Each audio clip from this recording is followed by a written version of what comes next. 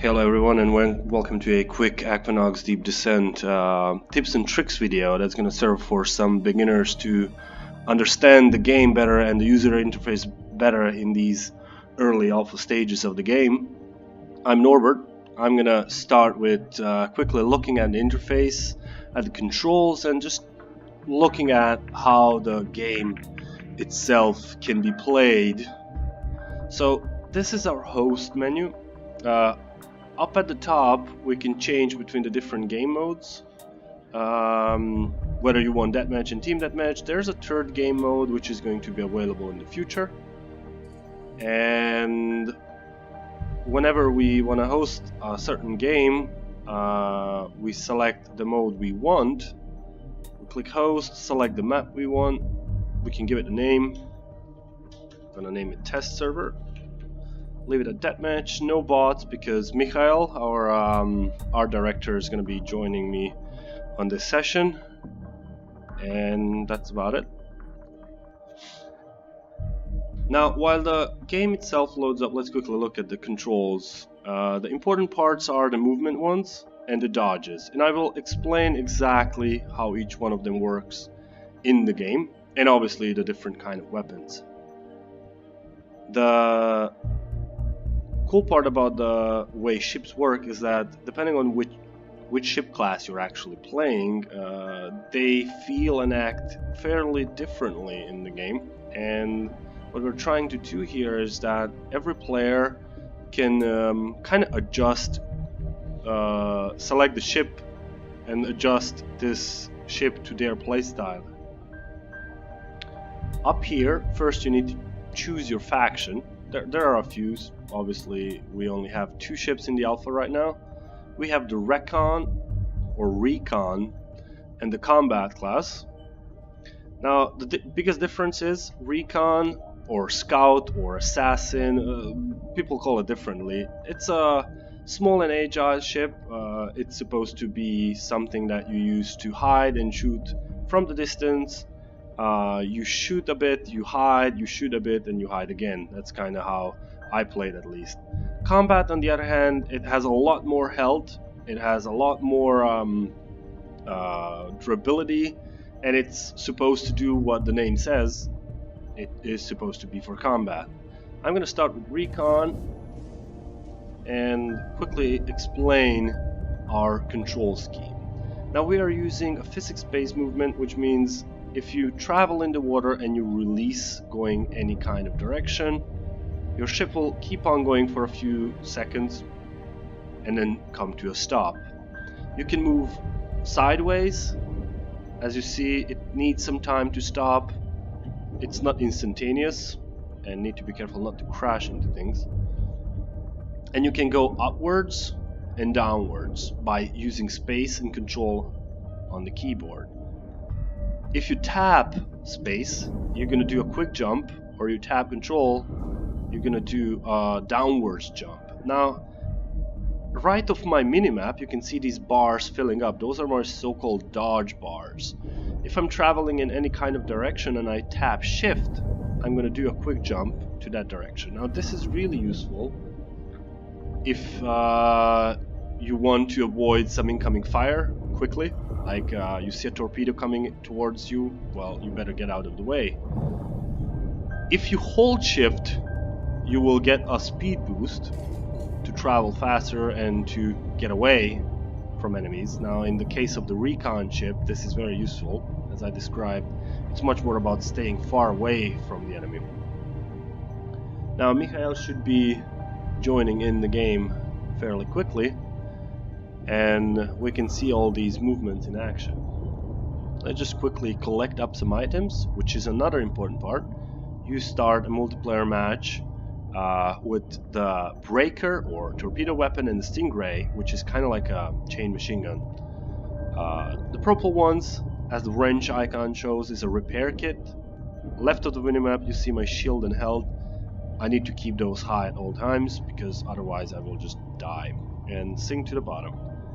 Now, As you see, there are these boxes of different kind of glowy stuff. These are ammo pickups, and this is a weapon. Now you start with the breaker and the stingray, but you can pick up different weapons in the game. I picked up the railgun on the left, and which we call shard, and the hazard, which is like a bio repeater. There's going to be a variation of these weapons in the game, and there's a fifth primary weapon, which is the shotgun. I'm not going to follow up on that right now. I'm going to quickly show you how you can customize your weapons. If you press I, or you press and hold Alt, you will bring up a radial menu.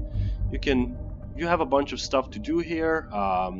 You can toggle your headlights, you can view different screens, and you can go to the inventory. Now, if in the inventory you can look at the different pieces of equipment you have on your ship. This is going to be important if you want to find the best ship you want. You can look at the inventory, you can look at all the stats that are there, and you can also customize your weapon sets. You can see that I had breaker and stingray by default. I picked up different weapons which automatically get equipped into my second set, but I can also make my custom set or just customize any of my sets in here. Let's see, I'm gonna combine breaker, I'm gonna leave breaker there, I'm gonna change stingray to hazard. Now this is a really good combo because both of these weapons have homing projectiles. That's Mikhail there, by the way. I fire my right weapon with the right mouse button, left weapon with my left mouse button. Fairly straightforward. Now the important stuff is that whenever I want to switch between my weapon sets, I can use 7, 8 or 9. Now I don't have anything in my third weapon set, so I cannot switch there. In order to select an enemy and target lock so that my weapons start homing, let's just say hello to Mikhail quickly. By pressing F6 I can open up the chat interface.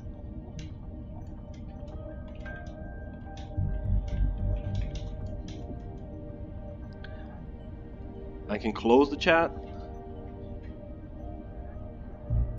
He's not happy about that one. If I select him with my middle mouse click, you can see that the reticle changes from the whitish to this red with health and distance to the enemy in his AR grid kit, which is kind of like a shield mechanic. Whenever my ship target is selected, if I shoot a weapon that has homing properties, it will automatically home in on him, which is very useful if you have weapons that has this kind of a feature. Now, whenever I want to engage someone in combat, it's very important that whenever we fight, I use my dodges left and right, up and down, so that I can avoid whatever is coming at me. So I will let Mikhail shoot me and show you how exactly I try to avoid his shots. And that was not successful. So whenever I see an incoming torpedo, I can just keep on trying using left and right dodges to stay away from him. And also while fighting, I can use the dodges in order to change my location and make it harder for him to even shoot at me. Now I'm gonna let him kill me and switch to a fighter class. Okay.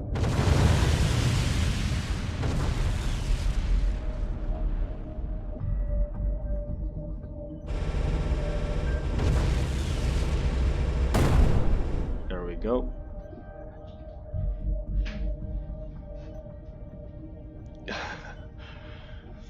So let's quickly change my loadout.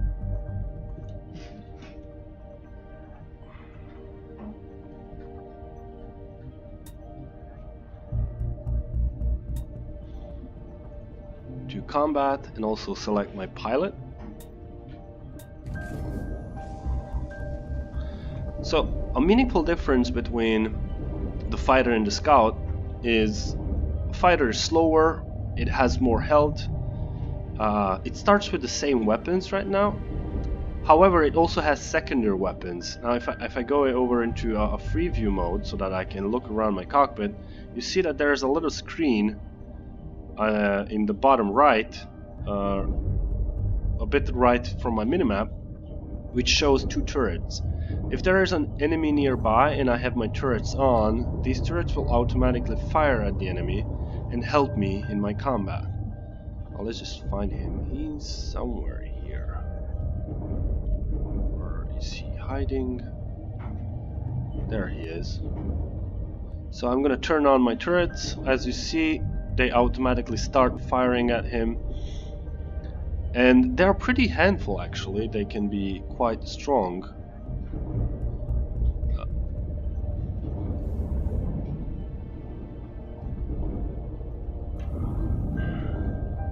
Now one thing I actually didn't show was the special ability of the Scout, which is an EMP attack.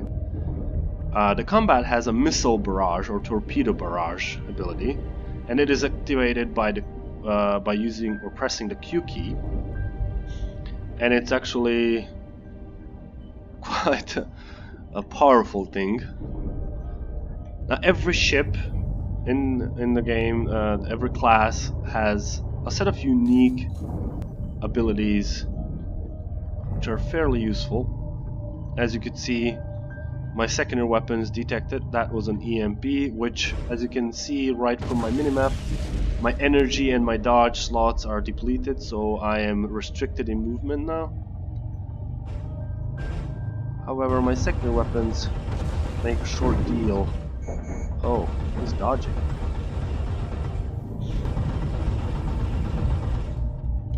It's also important to understand and over time get a good feeling of how the different weapons behave in the water. Some weapons you need to pre-fire so that the different bullets hit on time. And he's trying to get behind me. I don't think he will get that. So that was a good example of what no one should do with a Scout, getting too close.